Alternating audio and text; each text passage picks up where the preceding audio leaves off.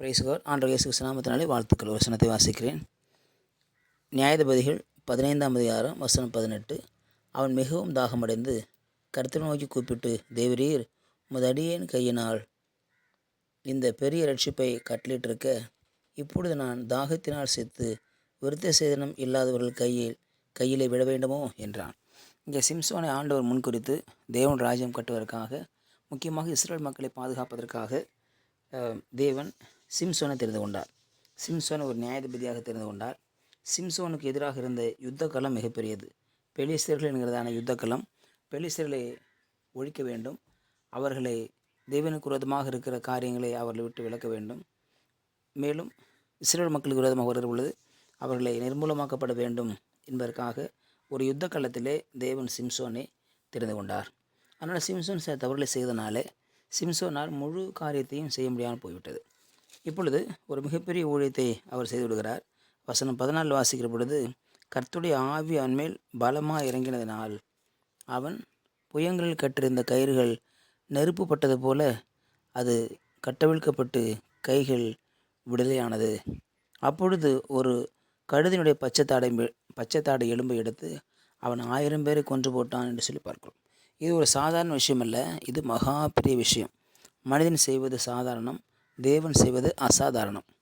மனுஷன் செய்வது கொஞ்சம், தேவன் செய்வது மிக அதிகம். மனுஷனுடைய வல்லமை கொஞ்சம், தேவனுடைய வல்லமை மிகப்பெரியது. இப்படி பல காரணம் சொல்லியிருக்க முடியும்.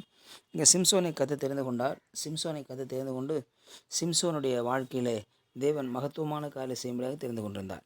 இப்பொழுது அவன் செய்த மிகப்பெரிய தவறாக இருந்தாலும், செய்த அநேக தவறு இருந்தாலும், தேவன் அவனை மீண்டும் மீண்டுமாக பயன்படுத்த விரும்பினார். கர்த்தருடைய ஆவியானவர் அவன் மேல் வந்தது. பழைய ஏற்பாட்டில் பரிசுத்த ஆவியானவர், கர்த்தருடைய ஆவியானவர் வந்து ஊழியக்காரன் மேலே இறங்கி கிரியை செய்வார். அதன் பிறகு அவர் போய்விடுவார்.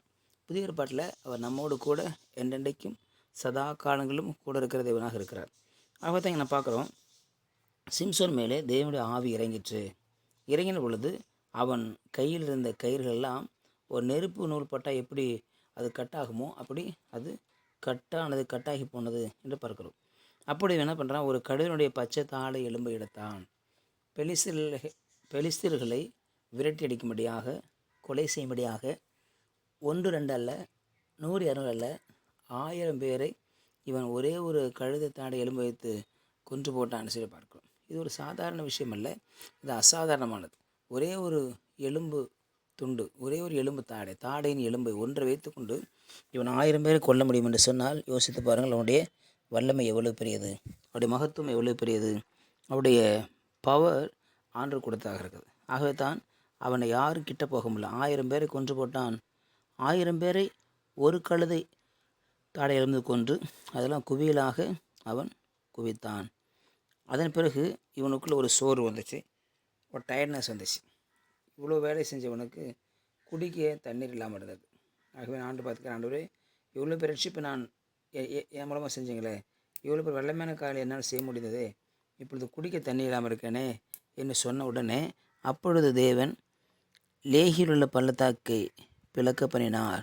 அதிலிருந்து தண்ணீர் ஓடி வந்தது. அவன் குடித்த போது உயிர் திரும்ப வந்தது. உயிர் போகிறது போல் ஒரு சூழ்நிலை இருந்தது, ஆனால் உயிர் மீண்டுமாய் அவனுக்கு வந்து சேர்ந்ததை பார்க்க முடியும். ஆகவே சிம்சோன் தேவனுக்காக மிகப்பெரிய ரட்சிப்பை கொடுத்து பெலிஸ்தரெல்லாம் கொன்று போட்டுவனாக மீண்டுமாய் உயிர் பிழைத்தான் என்று சொல்லி பார்க்கிறோம். காரணம், தேவன் உயிர் கொடுக்கிறவர், ஜீவனை கொடுக்கிறவர். இஸ்ரவேலை கிட்டத்தட்ட 20 ஆண்டுகள் இவன் நியாயம் விசாரித்தான் என்று வேதத்தில் சொல்லப்படும். 20 ஆண்டுகள் இவருடைய ஊழியத்தில் அவர் செய்தார். 20 ஆண்டுகளும் மிகப்பெரிய ஊழியத்தை அவர் செய்து முடித்தார். ஆகவே தேவன் நம்மை கொண்டும் பெரிய காரியங்களை, வல்லமையான காரியங்களை, அற்புதமான காரியங்களை செய்வதற்கு அவர் இன்றைக்கு ஆயத்தமாக இருக்கார் என்று சொல்லி பார்க்கிறோம்.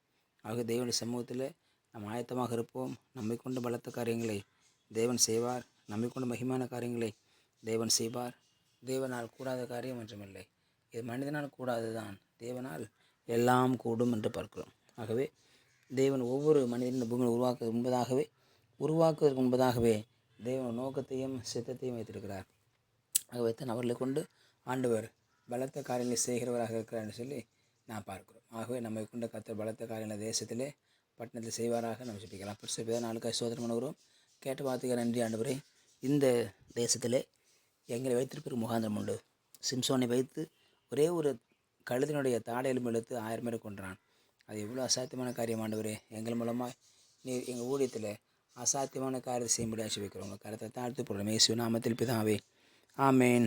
ஆமேன். You will be succeeded. Price